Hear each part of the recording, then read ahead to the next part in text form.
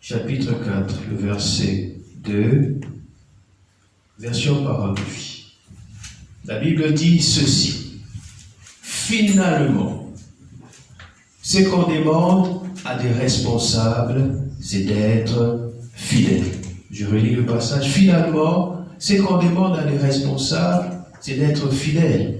Dans ce petit passage que nous venons de lire, l'apôtre Paul s'adresse en particulier à des responsables, à des leaders. Pourquoi il s'adresse en particulier à des leaders? Parce que c'est dans la plupart des cas, ce sont les responsables et les leaders qui vont inculquer la culture de déloyauté dans la tête du brebis. C'est eux qui, après le culte, vont se rassembler chez les fidèles pour commencer à critiquer le culte. Je n'ai pas aimé la manière dont le culte s'est passé. Qu'est-ce que tu n'as pas aimé, Respo? Non, c'est parce que le conducteur de louange, à un moment, il s'est gratté la tête. C'est eux qui vont s'asseoir chez les fidèles, la plupart du temps, pour critiquer la direction que l'homme de Dieu donne à l'Église. C'est eux qui vont s'asseoir la plupart du temps chez les fidèles pour critiquer l'orientation que prend l'Église. Voilà pourquoi Paul, dans ce passage, s'adresse en premier aux responsables. Beaucoup pensent que plus on est doué, plus on a des dons spirituels, et plus on est apte et qualifié à servir Dieu. Beaucoup pensent que plus une personne est dotée de dons, de talents, de capacités, qu'il ferait le meilleur prédicateur. Mais dans le verset que nous venons de lire, la Bible nous enseigne que la qualité principale d'un leader, Paul dit finalement, la qualité principale d'un leader, d'un ouvrier, c'est la loyauté, la fidélité et rien d'autre. Alléluia. Amen. Ce sont les personnes fidèles, ce sont les personnes loyales qui sont les plus qualifiées pour servir Dieu dans une organisation. Il ne s'agit pas que des ouvriers, ça concerne aussi tout le monde. Vous connaissez le verset où Dieu dit, c'est l'apôtre Paul qui dit, n'abandonnez pas vos assemblées. Pourquoi est-ce qu'il dit ça? Parce que même un fidèle normal, Dieu attend de lui qu'il soit fidèle, qu'il soit loyal. Amen. Amen. Nous parlons de loyauté. Loyauté envers qui d'abord? La loyauté, c'est d'abord envers Dieu. Amen. D'abord envers Dieu. Amen. Toute église, tout ministre de Dieu qui n'enseigne pas la saine doctrine, tout ministre de Dieu qui s'écarte de tout ce qui a été révélé dans la Bible ne mérite pas votre loyauté. Il devient illégitime. Ça ne sert à rien de se mettre sous sa couverture. Quand vous êtes dans une institution, dans une église, où le leader principal et le leader ne craignent pas Dieu. Parce que votre loyauté, c'est d'abord à Dieu que vous le devez. Amen. Amen. Ensuite, votre loyauté, vous la devez à la vision et au visionnaire. C'est très important. Loyauté d'abord à Dieu, loyauté d'abord à la vision, à l'église locale à laquelle vous appartenez, et loyauté envers le visionnaire. Vous ne devez être loyal à un responsable de département que dans la mesure où ce responsable lui-même est loyal à la vision et au visionnaire. Alléluia. Est-ce que quelqu'un me suit ce matin? Si tu me suis en ligne, écris en commentaire, je te suis.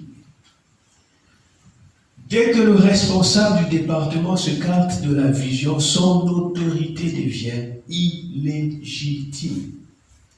Dès qu'un responsable de département commence à gérer le département qui lui a été confié, dès qu'il commence à le gérer comme un mini-État, dès qu'il commence à le gérer comme étant sa propre république, son propre royaume, dès qu'il commence à le gérer comme une église dans une église, son autorité devient illégitime. Il y a quelques années, dans la province la plus riche du Congo, c'est le Katanga, c'est là où, quand vous entendez parler des minerais, là, les plus gros gisements se trouvent là-bas. Donc c'est la province la plus riche, c'est la province qui ramène le plus d'argent dans la caisse de l'État. Il y a quelques années, on avait nommé un gouverneur là-bas. Et vous savez ce que ce gouverneur a voulu instaurer? il a voulu instaurer le visa. Donc tu es Congolais, si tu veux te lever, aller dans cette province, tu dois faire une demande de visa. C'est comme moi qui suis à Fès, ici j'habite au Maroc. Si je veux me lever pour aller à Casablanca, je dois demander le visa. Et beaucoup de leaders de département se comportent de cette manière. On te donne la responsabilité, tu gères ton département comme un mini-État. Personne n'a le droit de regard. Tu fais comme tu veux. Alléluia. Bien aimé, si vous êtes un homme de Dieu intègre et que vous marchez dans la crainte du Seigneur et que vous faites ce qui est juste, vous remarquerez que le diable n'aura pas souvent l'occasion de vous attaquer de l'extérieur. Il ne pourra pas.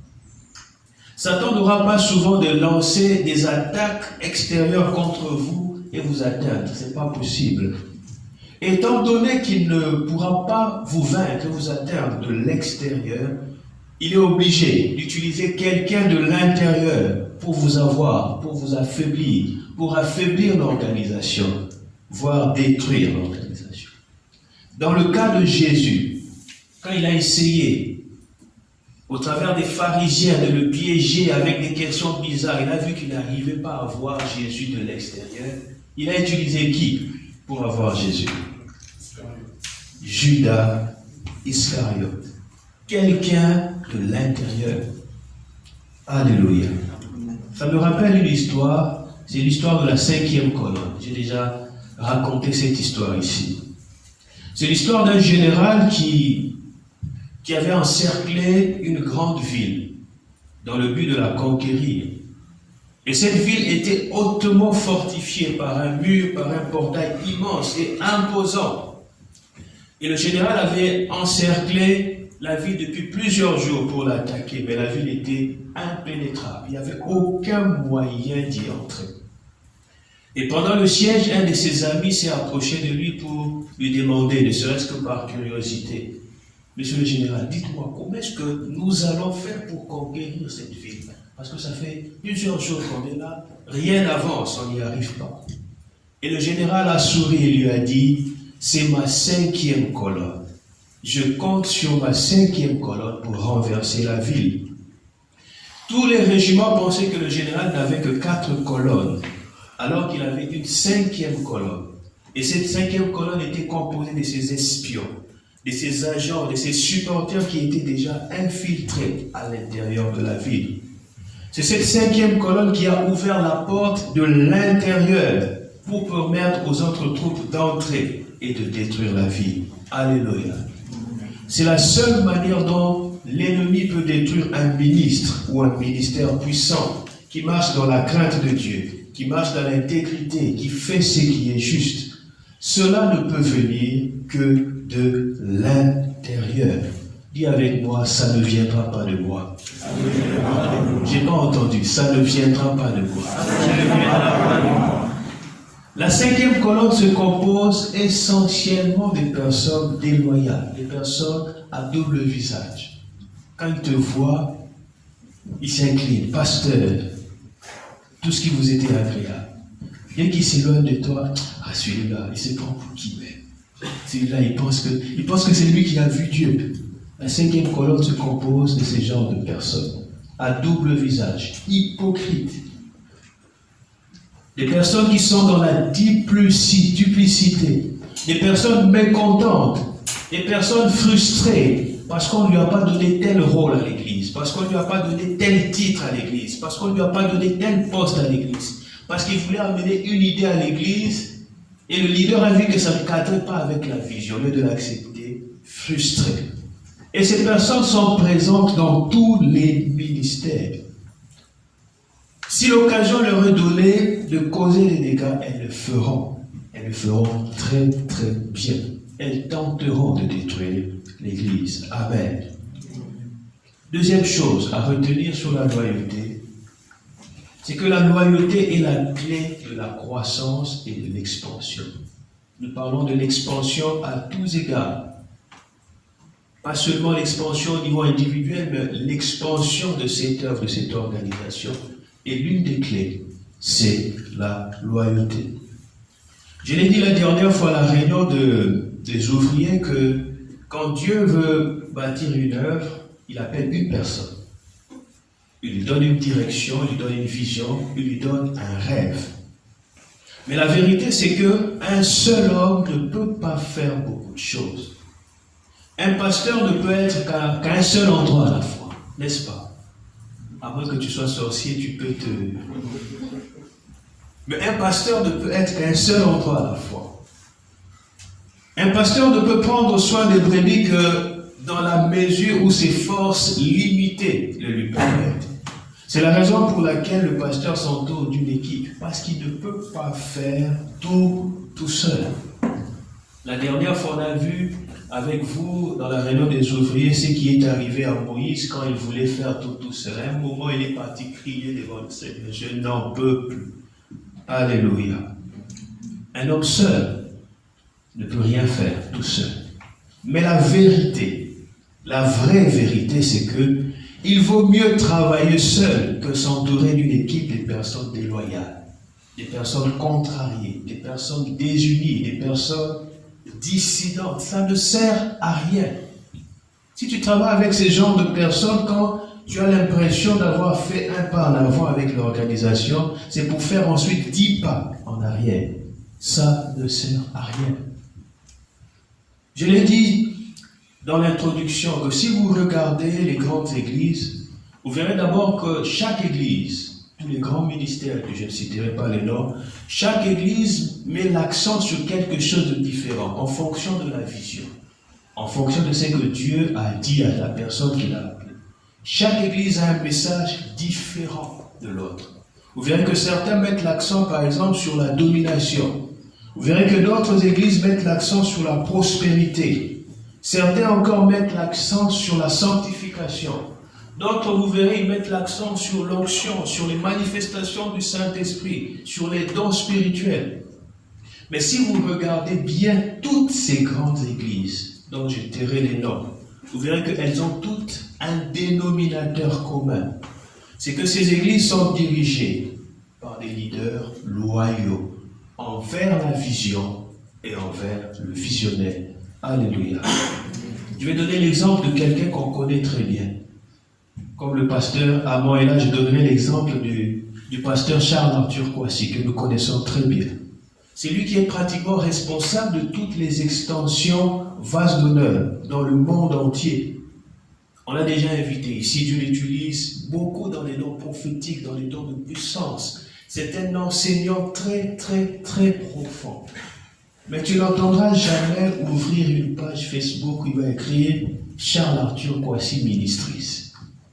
Tout ce qu'il fait, c'est pour vase d'honneur. Quand le pasteur Mohamed Sanogo fait ses lives, lui-même il se connecte, il suit les lives et il va publier le résumé de la prédication du pasteur Mohamed Sanogo sur sa page à lui. Ça s'appelle de la loyauté. Alléluia. Combien de personnes le font ici? Prenons l'exemple de ICC. Parce que ce sont les ministères que tout le monde suit, tout le monde a envie envers ICC. Il y a des principes derrière. C'est une église qui est implantée dans pratiquement tous les continents, dans tellement de pays. Il a de nombreux pasteurs ICC, beaucoup de pasteurs. Mais tu n'entendras jamais un pasteur se lever pour dire Fulani Ministries. Pourquoi? Parce que Dieu lui a donné 2 ou 3 paroles de connaissance et non. Il s'est poussé des ailes. Parce qu'on lui a créé l'espace pour prêcher, pour parler, c'est bon.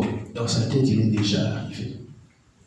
Tout ce qu'il fait, c'est pour ICC. Alléluia. Est-ce qu'on me suit? Amen. Est-ce que je parle à quelqu'un? Amen. Bien aimé, une église ne peut pas croître s'il y a des clans à l'intérieur, comme à Corinthe. Une église bénie en termes de grâce, en termes de dons. Une église qui ne pouvait pas croître, une église qui ne pouvait pas aller loin, malgré le fait qu'ils étaient bénis. Dans l'introduction du livre aux Corinthiens, l'apôtre Paul il dit que je rends grâce à Dieu de ce qu'il ne vous manque aucun don, dans l'attente que vous avez de Christ. Et c'est dans cet épître-là que nous avons un enseignement complet et précis sur les dons spirituels et sur leur utilisation dans l'Église. Mais cette église n'avait pas un gros impact. Cette église n'est pas allée très très loin. Pourquoi? À cause des sectes qu'il y avait à l'intérieur. Certains s'est réclamé pour Paul. Nous sommes de Paul. D'autres disaient non, Paul ne sait pas parler. Nous aimons l'éloquence. Nous sommes du côté d'Apollos. D'autres disent non. Apollos c'est bien, mais il n'a pas l'onction. Nous c'est Pierre. L'ombre. L'ombre seulement. Quand l'ombre passe, tu es guéri. Lisez, vous allez voir. Et il y avait une quatrième partie, un quatrième camp. Il disait non. Paul c'est petit. Pierre c'est petit. Apollos c'est petit. Nous sommes de Christ. L'église était difficile. C'est la raison pour laquelle son impact était limité. Sa croissance est limitée. Parce qu'il y avait de la désunion à l'intérieur. Amen. Est-ce que tu me suis? Amen. Toi qui es en ligne, si tu me suis, laisse en commentaire, je te suis. On va lire un passage. C'est dans le psaume chapitre 23.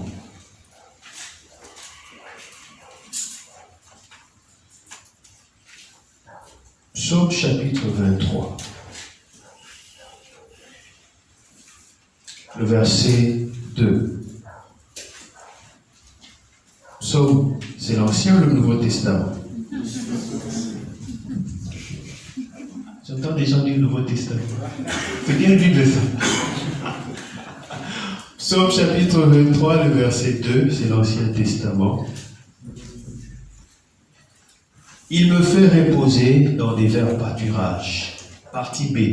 Il me dirige près des eaux paisibles. Je relis la partie B. Il me dirige près des eaux paisibles. Amen. Amen.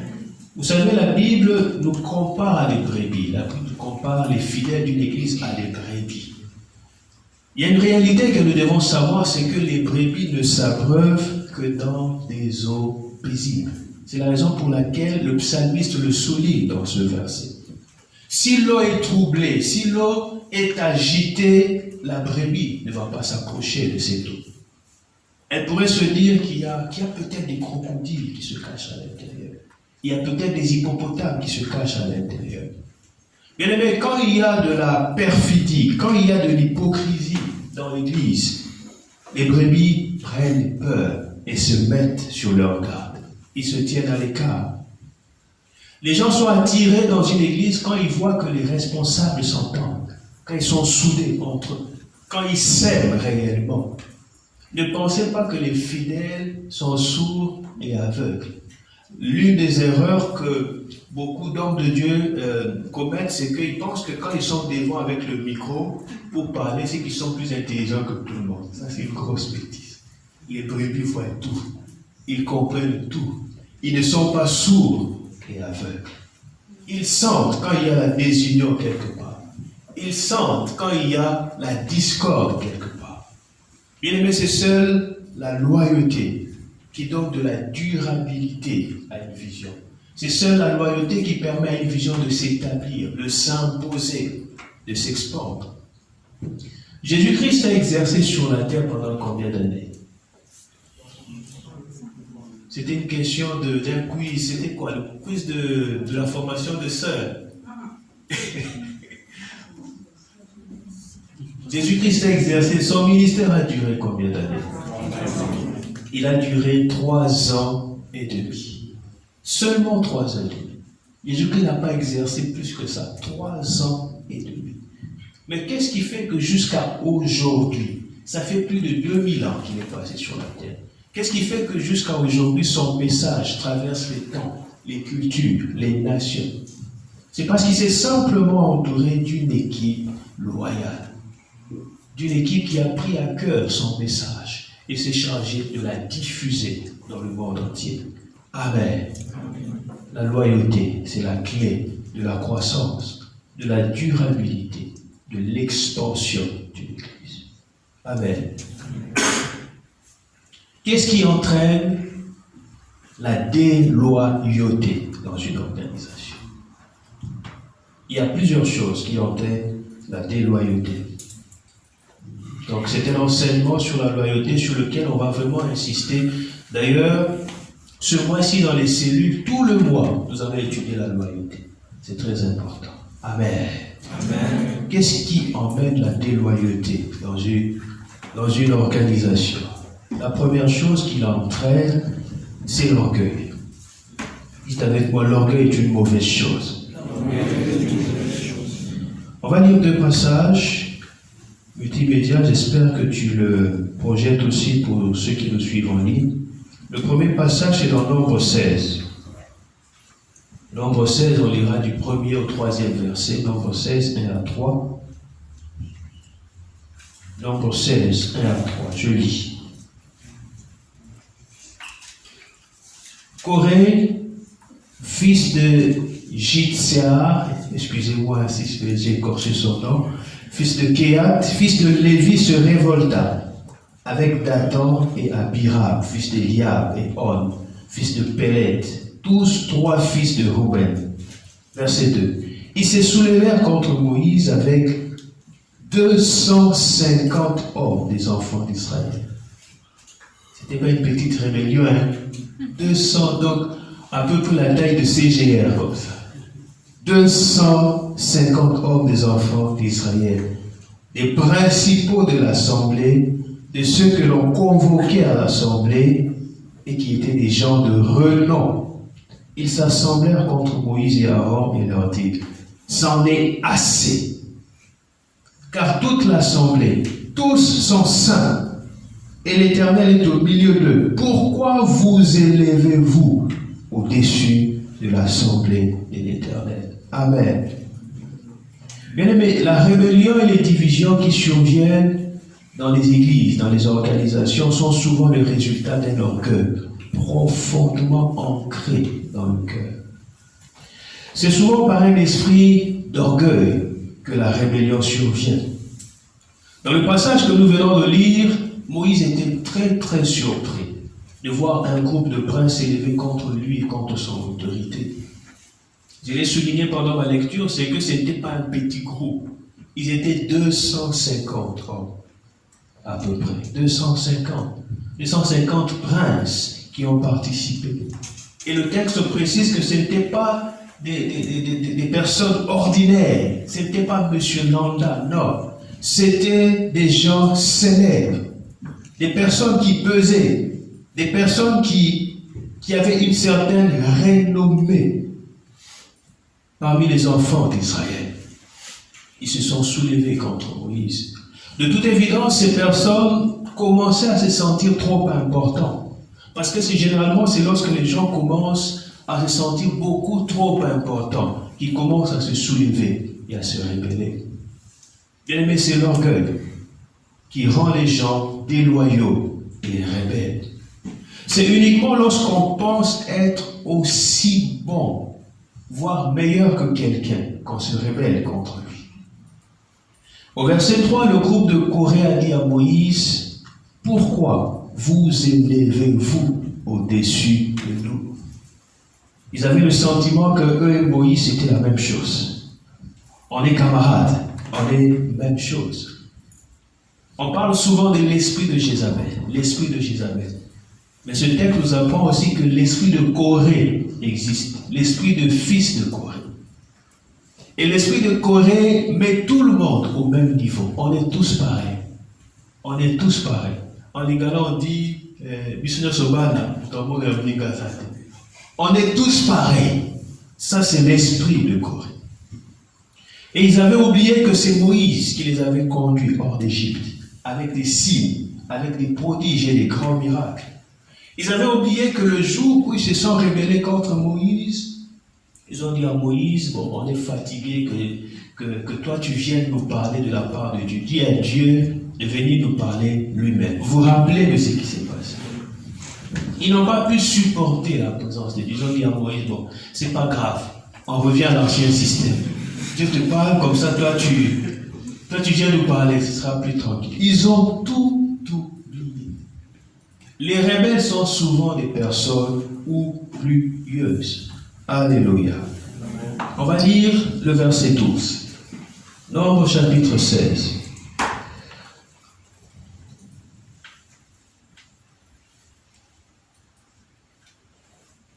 Le verset 12, j'espère qu'on le projette en ligne. Marraine, c'est bon, tu le projettes aussi sur... Ok. Le verset 12. Moïse envoya appeler Dathan et Abiram, fils d'Eliab. Écoutez la réponse. Mais ils dirent, nous ne menterons pas. Dans ce passage, bien que Moïse était le leader, bien que Moïse était la personne que Dieu a appelée, c'est quand même lui. Il a essayé de faire une tentative de conciliation, un certain conciliabule. Il a envoyé chercher Dathan et Abiram, parce que c'est eux qui étaient les leaders du mouvement de réforme rebelle. Et on a lu le message qu'ils ont envoyé à Moïse. On ne mentira pas. Mais j'essaie d'imaginer un peu la scène. J'essaie d'imaginer les envoyés de Moïse en train de transmettre le message. J'essaie d'imaginer la réponse de Dathan et d'Abiram. Je me dis que peut-être qu'ils ont crié sur ces envoyés de Moïse. Peut-être qu'ils ont dit à ces envoyés, pourquoi est-ce que Moïse nous appelle? Il se prend pour qui celui-là? D'ailleurs, il faut lui dire, nous aussi, on parle aussi en langue comme lui. D'ailleurs, il faut lui dire, nous aussi, on fait tomber les gens comme lui. Il faut lui dire, nous aussi, on prophétise comme lui. D'ailleurs, nous aussi, on chasse les démons. D'ailleurs, hier, quelqu'un était venu, on a fait sa délivrance. Nous aussi, quand on prie pour les malades, ils sont guéris. Nous aussi, on sait prêcher. Quand on prêche, les gens acclament. J'imagine que c'est un peu ce genre de choses, ce genre de propos qu'ils ont tenus à l'égard de Moïse.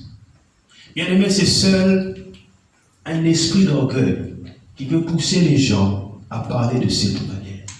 Ils ont commencé à voir Moïse comme leur camarade. Même chose.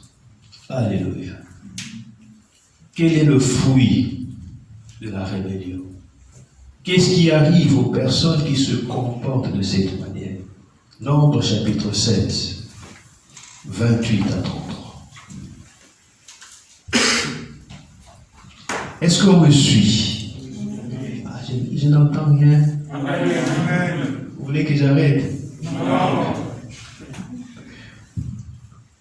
Ok, donc on va lire Nombre chapitre 16, versets 28 à 33. Nombre 16, 28 à 33. Je lis. Moïse dit, à ceci vous connaîtrez que l'Éternel m'a envoyé pour faire toutes ces choses et que je n'agis pas de moi-même. Si ces gens meurent, comme tous les hommes meurent, si subissent le sort commun à tous les hommes, ce n'est pas l'Éternel qui m'a envoyé. Mais si l'Éternel fait une chose inouïe, si la terre ouvre sa bouche pour les engloutir, avec tout ce qui leur appartient, et qu'ils descendent vivants dans les séjours de mort, vous saurez alors que ces gens ont méprisé l'Éternel.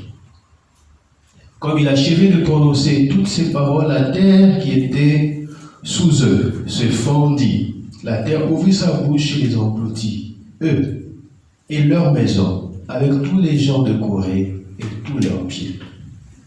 Verset 33. Ils descendirent vivants dans les séjours de mort, eux et tout ce qui leur appartenait. La terre les recouvrit et ils disparurent au milieu de l'assemblée. Amen. Bien aimé, c'est très dangereux de s'attaquer à un homme de Dieu quand il travaille dans le cadre de son appel. C'est très dangereux. Alléluia. Bien aimé, les rebelles finissent tous de la même manière. Ils disparaissent par la petite porte. Ne laisse pas l'orgueil te pousser à la rébellion et à la déloyauté, parce que tu finiras par connaître le même sort. Quand tu t'attaques à un homme de Dieu, quand il travaille dans le cadre de son mandat, ça veut dire que tu es en train de t'attaquer au Dieu de son appel.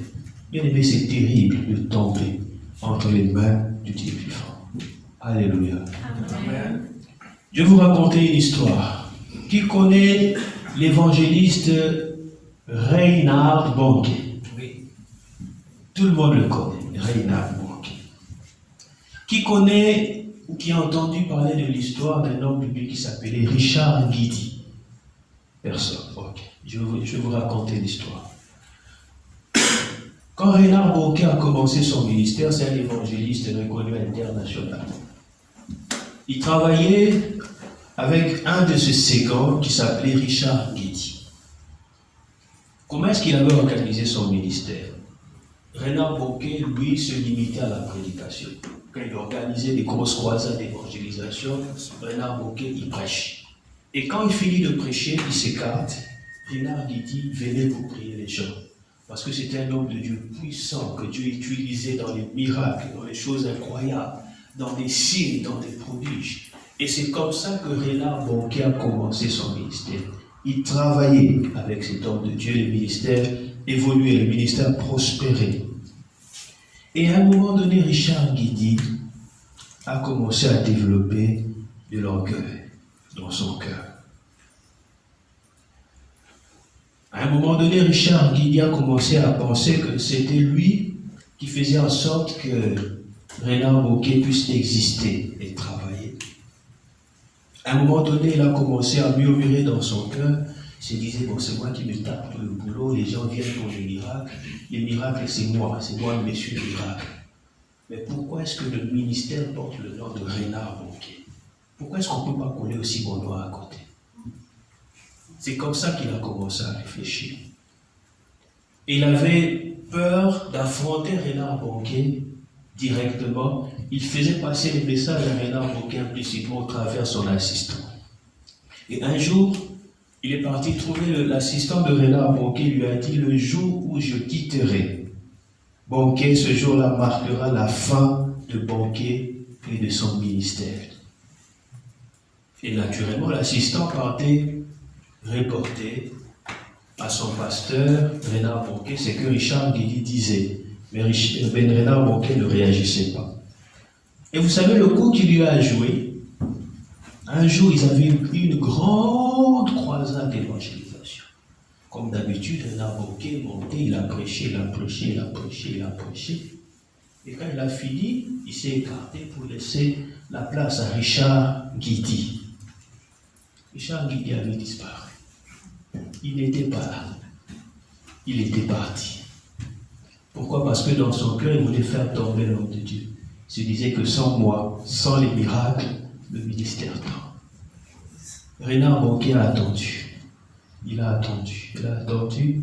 Il s'est rappelé de tout ce qu'on lui rapportait. Il a compris que c'était le coup de M. Richard. Qu'est-ce qu'il a fait? Lui-même, il s'est levé. Il a commencé à prier pour les malades. Il a fait un appel, il a prié. Mais des choses incroyables ont commencé à se passer par lui-même. Parce que c'est Dieu, quand Dieu l'avait appelé, vous savez le problème avec beaucoup de ministres de Dieu, on fait toujours comme Abraham. Il y a des choses qui sont écrites, mais on n'apprend pas. Dieu appelle Abraham, il dit, toi, lève-toi, quitte ta patrie. Va-t'en. Qu'est-ce qu'Abraham fait? L'autre vient, on y va. Et en cours de route, nous avons vu ce qui s'est passé. Alléluia. Donc quand Renard Bonquet a commencé à prier, des choses incroyables ont commencé à se passer. Il a continué son ministère, organisé de grosses croisades. Le monsieur qui attendait assez que le ministère tombe, mais il était surtout dans croisade ici, croisade. Il regardait les images, il voyait qu'il y avait de plus en plus de morts, des miracles et de guérisons. Et un jour, il a décidé d'aller quand même assister à une croisade de Renard Bonquet. Une grosse croisade. Il est arrivé, il s'est faufilé vers le staff, tout le monde le connaissait, on l'a laissé. Il était là, et dans son cœur, pas dans son cœur, il le disait, certainement que j'ai manqué au Dieu, certainement je l'ai manqué. Il commençait à dire aux assistants. Dans sa tête, il s'attendait à ce que, comme d'habitude, à un moment, Renard Bonquet va l'appeler. Il prie pour les gens. Renard Bonquet a prêché, il a fini, il a fait son service. Quand le monsieur a commencé à avoir des guérisons, des miracles, il a eu tellement honte qu'il a fou. Il est parti. L'histoire raconte que très peu de temps après, il est décédé. Aujourd'hui, qui connaît Richard Guidi? Qui connaît Renard Bonquet? Alléluia. Personne ne peut stopper celui que Dieu a appelé. Amen. Et dans la plupart des cas, les gens ignorent que les dons de ceux qui travaillent avec les leaders se manifestent à cause de sa couverture spirituelle. Et quand vous quittez sa couverture spirituelle, vous vous exposez à toutes sortes de mauvaises choses. Amen. Amen. Amen. Est-ce que je parle à quelqu'un ce matin? Amen. Deuxième chose qui entraîne la déloyauté, c'est la familiarité. Dites avec moi, la familiarité n'est pas une bonne chose. Être familier signifie être plus amical et plus informel que ce qui est acceptable.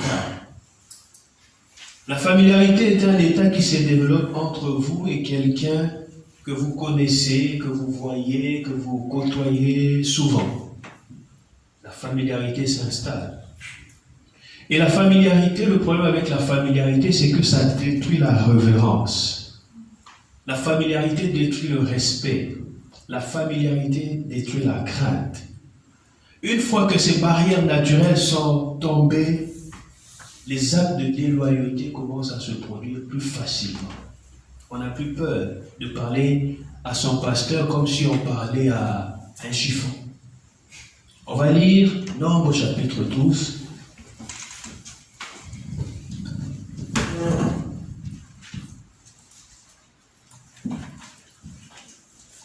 Du 1er au 3e verset.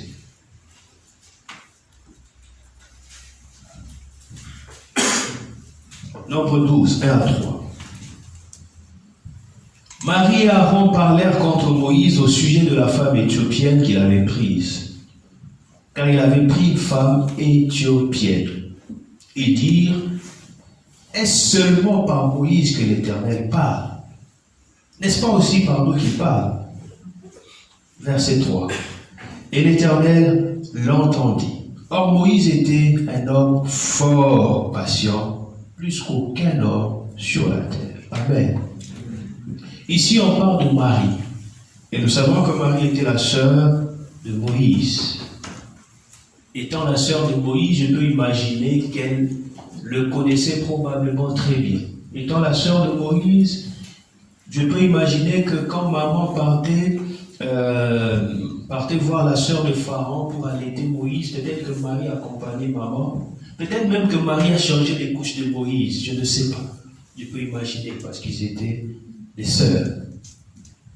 Marie était un membre de la famille et elle connaissait certainement toutes les faiblesses de Moïse. Et Aaron aussi, parce que le texte par la suite nous parle d'Aaron. Aaron aussi était très très proche de Moïse. Et quand on lit ce texte, il semble qu'ils ont pris cette proximité comme étant quelque chose d'acquis. Alléluia. Mais vous savez, une personne déloyale trouve souvent des choses à dire et à redire sur son leader. Et c'est exactement ce que firent Marie et Aaron. Dans le texte que nous venons de lire, ils ont évoqué le mariage de Moïse en disant pourquoi Moïse a-t-il épousé une Éthiopienne? Dans leur logique, selon eux, c'est que Moïse était sorti de la volonté de Dieu. Et les deux se sont également trompés par le fait que Dieu les avait déjà aussi utilisés. On l'a lu. Il disait, Dieu ne parle-t-il pas aussi au travers de nous? Est-ce que prophétie là, c'est Moïse seul qui donne? Est-ce que nous on ne connaît pas prophétie? Alléluia. La familiarité nous pousse à oublier des principes spirituels importants. La familiarité amène les gens à croire qu'ils peuvent détruire et évincer les serviteurs de Dieu. La familiarité donne l'impression que les hommes de Dieu sont des hommes ordinaires. Marie et Aaron se laissèrent séduire par la familiarité. Ils ont critiqué l'un des plus grands hommes de Dieu que le monde ait jamais connu. Et vous savez comment s'est terminée l'histoire? Qui sait comment s'est terminée l'histoire? Nombre 12, 9 à 10.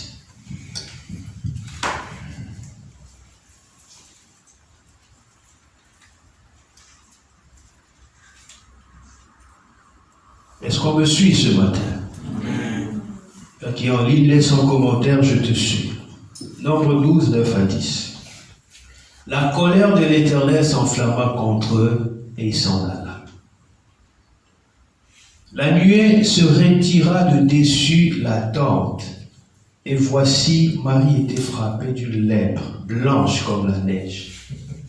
Aaron se tourna vers Marie, et voici, elle avait quoi? Elle avait la lèpre. Bien aimé, quand les gens viennent chez vous pour critiquer l'Église, pour critiquer l'homme de Dieu, en réalité, ils amènent un démon de lèpre dans votre maison. Quand une personne a la lèpre, on va le serrer dans le bras, n'est-ce pas? Ah, moi, je ne sais pas. On doit serrer la personne, n'est-ce pas? Qu'est-ce qu'on doit faire de la personne? C'est pire que le corona. Bien aimé, en Israël, les personnes lépreuses n'avaient même pas le droit d'habiter dans la cité. On les mettait loin. On les considérait d'ailleurs comme impurs. Une personne qui vient chez vous pour critiquer l'Église, pour critiquer les choix du leader, bien aimé, il amène la lèpre dans votre maison. Il faut le traiter de la même manière. Amen. Amen. Faites très attention lorsque vous dites quelque chose contre le serviteur de Dieu. Très attention. L'onction qui accompagne la vie d'un homme de Dieu fait de cette personne une personne extrêmement dangereuse. Bien aimé, c'est insensé de combattre un homme de Dieu. Parce qu'en le faisant, je l'ai dit, c'est Dieu lui-même, c'est les dieux de son appel que vous combattez. Vous ne pouvez pas combattre contre Dieu et gagner, ce n'est pas possible. C'est la lèpre que vous risquez d'avoir. Amen. Lors de la dernière réunion des ouvriers, j'avais dit comment est-ce qu'il fallait traiter les personnes déloyales. Les gens qui viennent chez vous avec des critiques sur l'Église. On ne m'a pas donné tel titre, on n'a pas donné tel rôle, on n'a pas fait ça, on n'a pas fait ça. Comment est-ce qu'il fallait les traiter? Avant de les dénoncer, qu'est-ce qu'il faut faire? Vous avez oublié. Oh là là! Rassurez-moi que vous n'avez pas oublié. Qui n'a pas oublié?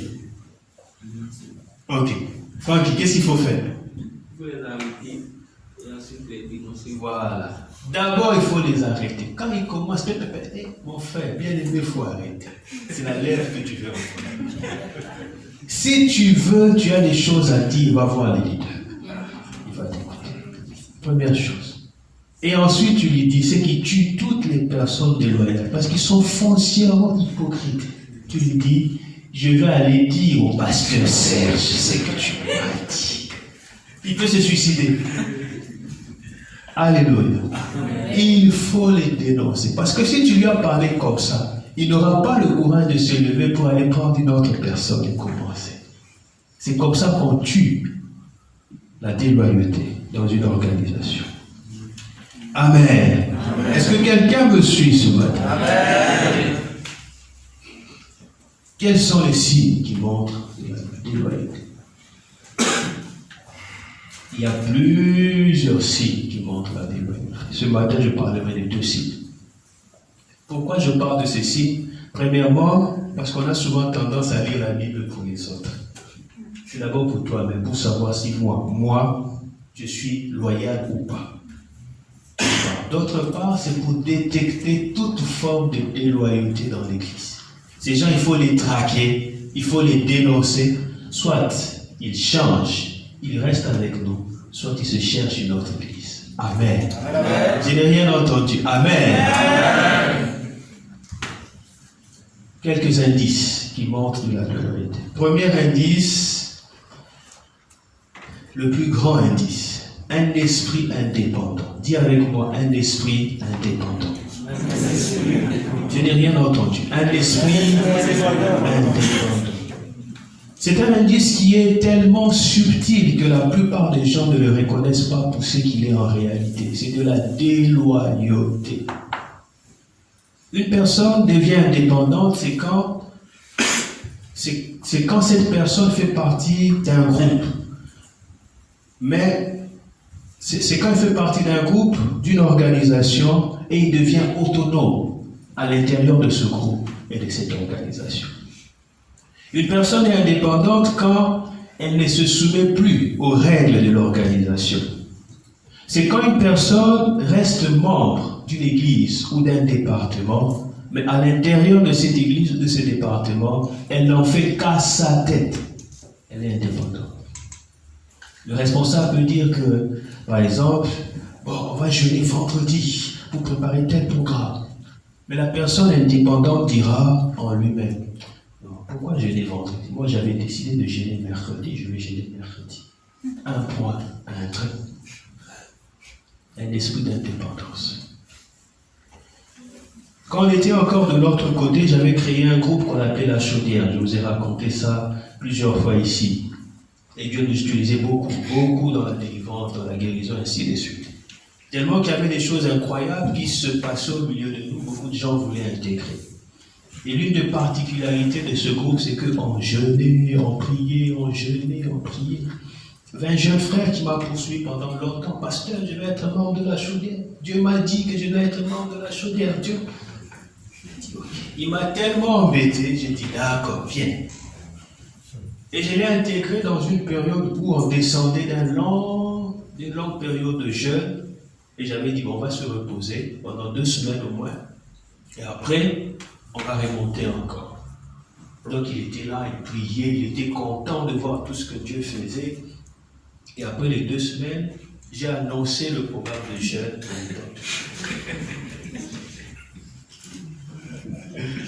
Le frère m'a écouté religieusement à la fin. C'était dans une réunion. Il a levé la main. Il dit, oui, tu as quelque chose à dire. Il dit, oui, pasteur, j'ai quelque chose à dire. C'est vrai, c'est Dieu qui m'a dit de venir ici. J'ai dit, oui, tu me l'as dit. Mais Dieu m'a dit de ne pas jeûner. Bon, de ne pas jeûner pour ce programme-ci, ou bien de ne jamais. Non, moi Dieu m'a dit de ne jamais jeûner avec vous. Mais je serai là, mais je ne vais pas jeûner. Mais comment est-ce que tu vas faire partie d'une organisation et tu veux fonctionner selon toi? Bien, est-ce que c'est normal? Il y a beaucoup qui le font. Des électrons libres dans un département. Ils fonctionnent selon leurs propres règles. Je me rappelle quand on a commencé, c'est une histoire. Jusqu'à maintenant, je ne comprends pas les tenants et les aboutissants de cette histoire. Je reçois le mardi. Une sœur est venue me voir le mardi. J'ai beaucoup parlé, hein? Ok. Donc, une sœur est venue me voir un mardi pour se plaindre d'une autre sœur de l'église. Elle m'a dit que non, je suis venu me plaindre de telle sœur. Elle parlait. Et le point qui m'a tiqué, c'est qu'elle m'a dit qu'il y avait eu une dispute qui a éclaté ici à l'église. Une dispute qui a éclaté à l'église. Quand? Comment? Il dit non, c'est parce que la sœur là, qui s'est fait passer comme le pasteur de CGR à la cité, elle passe tout son temps à faire des remontrances aux gens, et moi je ne m'entends pas avec elle, et puis je ne m'entends pas avec une autre personne. Et elle m'a envoyé un message pour me dire qu'elle me convoque pour une réunion le dimanche à l'église avec le frère avec qui je ne m'entends pas.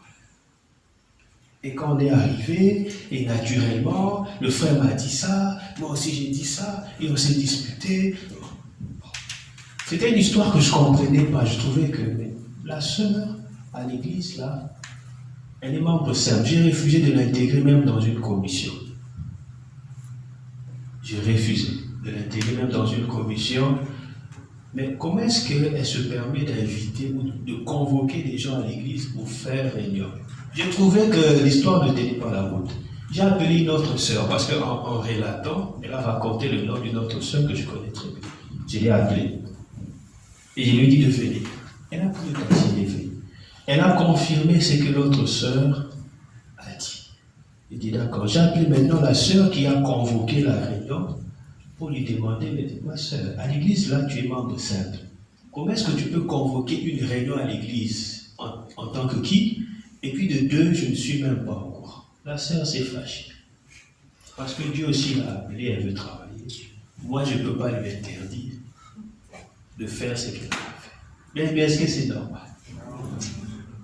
Un esprit indépendant à l'intérieur de l'église. Il veut fonctionner comme un électron libre. Alléluia. Il y a plusieurs exemples que je peux donner. Le pasteur demande à tous les ouvriers de venir à 8h30, tous les ouvriers de service, de venir à 8h30 pour prier jusqu'à 9h30 afin de préparer le culte et de saturer l'atmosphère de prière. le responsable indépendant se lève pour dire pourquoi venir à 8h30? Le culte commence à 10h. Il appelle les gens de son département. Bon, venez 10 minutes avant le culte. 10 minutes, 9h50. C'est eux, ils s'emmènent pour venir travailler. Ça, c'est un esprit d'indépendance.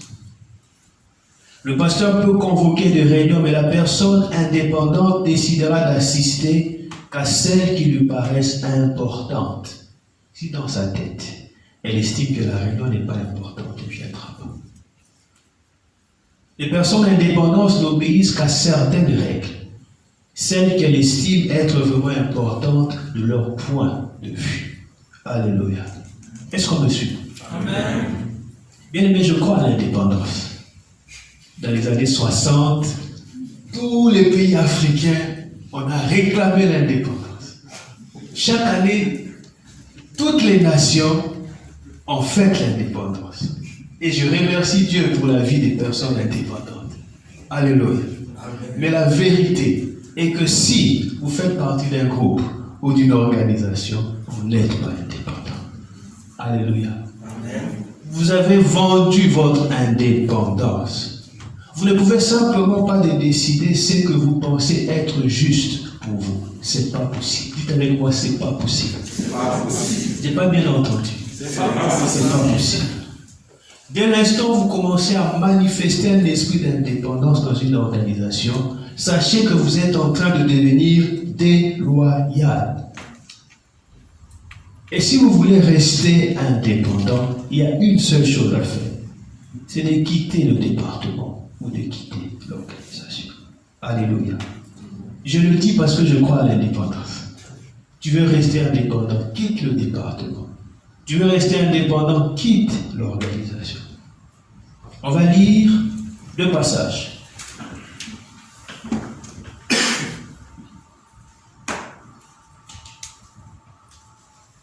De Samuel.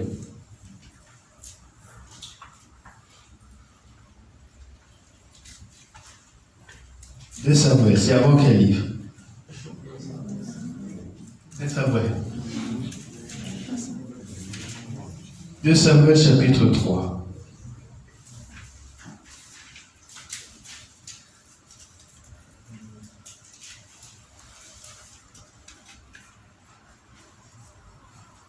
De Samuel chapitre 3, d'abord les versets 20 et 21.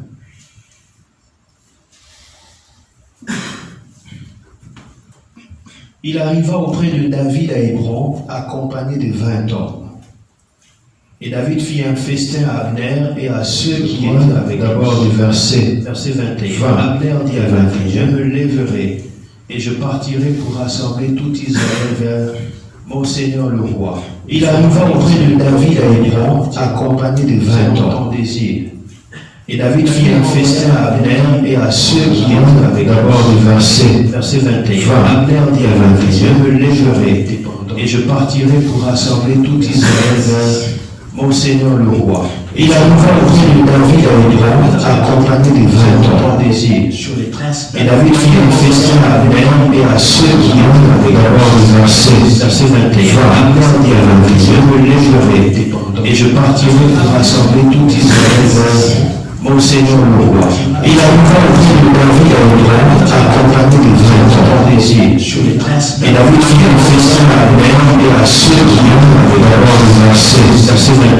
Abner dit à David, je me lèverai et je partirai pour rassembler tout Israël vers mon Seigneur le roi. Il arriva auprès de David à Hébron, accompagné de 20 hommes. Et David fit partie de l'équipe ministérielle de David. J'ai envie de dire qu'il était l'un des pasteurs de l'église de David en Israël. Un des responsables qui travaillait de manière très proche avec David. Il était le bras droit de David, un peu comme son premier ministre. Joab était un homme extrêmement puissant en Israël. Il avait une maladie, un gros problème, un esprit indépendant. Il ne faisait que ce qu'il avait envie de faire. Il ne faisait que ce que lui, il voulait faire. Cet esprit indépendant se manifesta à diverses occasions. Si vous lisez la Bible, vous verrez qu'à plusieurs occasions, chaque fois qu'il était possible, cet esprit indépendant se manifestait. Et la première fois, c'était dans le texte qu'on a lu, lors du meurtre d'Abner. Vous savez qu'Abner était commandant en chef d'une autre section de l'armée d'Israël, une section dissidente. Et David, en sa qualité de chef de gouvernement, décida de faire la paix avec Abner après plusieurs années de guerre, plusieurs années de conflits. Et pour ce faire, le roi avait organisé même une fête de réjouissance à l'occasion de cet accord pour festoyer avec lui. Mais lorsque Joab entendit que cet homme avait été reçu au palais, il devient furieux. On a lu ce qu'il a fait. Il alla à sa poursuite. Il le tira à l'écart comme pour lui parler en secret. Et qu'est-ce qu'il a fait? Il l'a tué. Bien aimé, le roi avait opté pour la paix.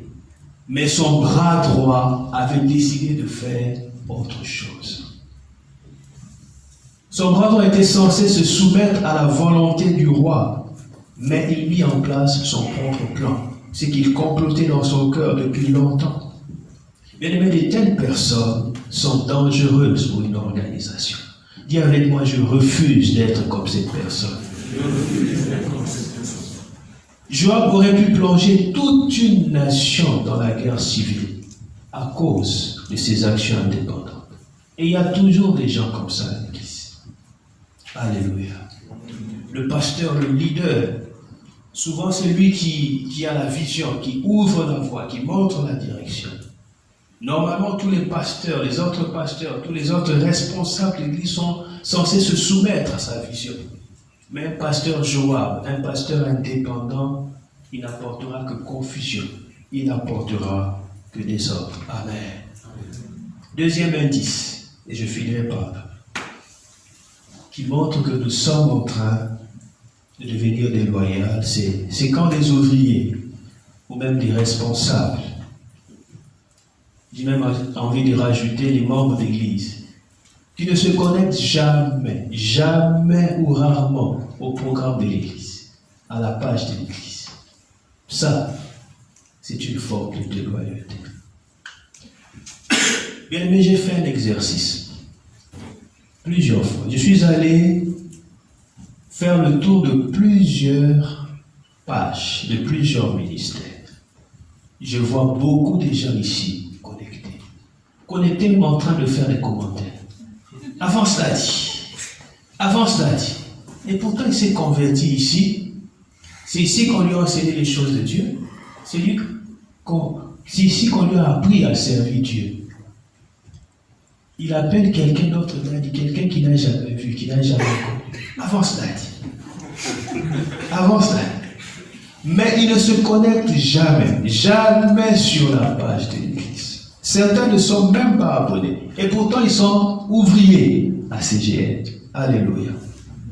Quand tu vas sur leur compte ou sur leur profil WhatsApp, ils publient et partagent des pages d'autres ministères.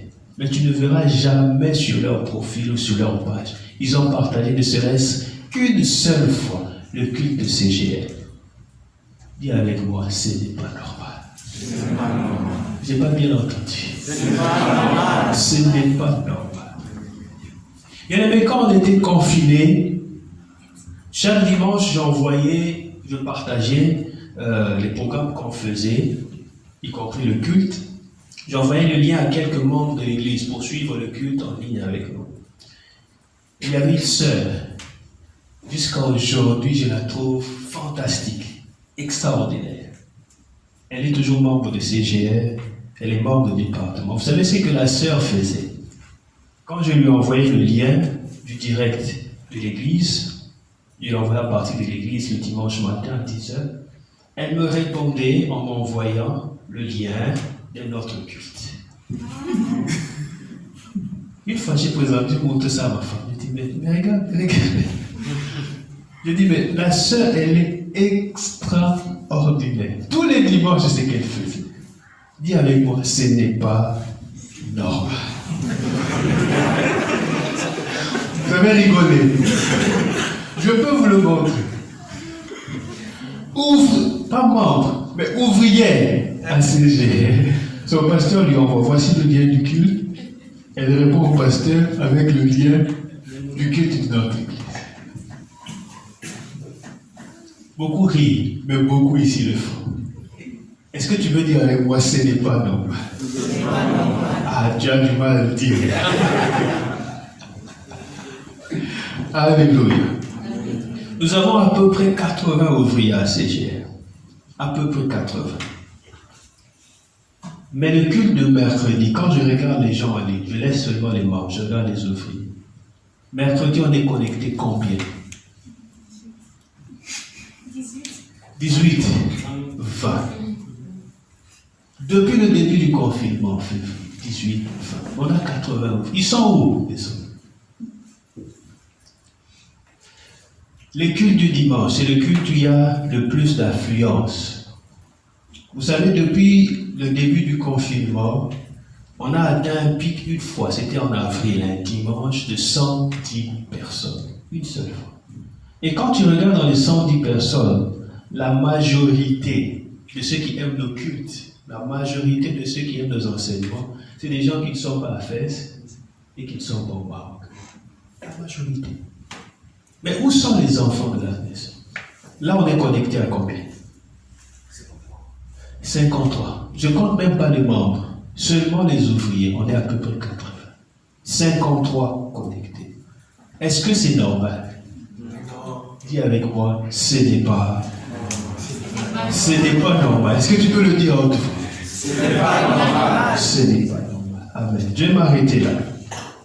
Amen. Comme je l'ai dit, on va continuer sur la loyauté. Déjà, tout ce mois dans les cellules, on parlera de la loyauté. Et je demanderai aussi à quelques prédicateurs de revenir sur la loyauté parce que c'est la clé de la croissance. Amen. Est-ce que tu peux prier, rendre grâce à Dieu? Bien aimé, si tu t'es retrouvé déloyal par rapport à ce que j'ai dit, tu vas aussi demander pardon au Seigneur et demander au Seigneur de te soutenir. Prie le Seigneur dans le nom de Jésus.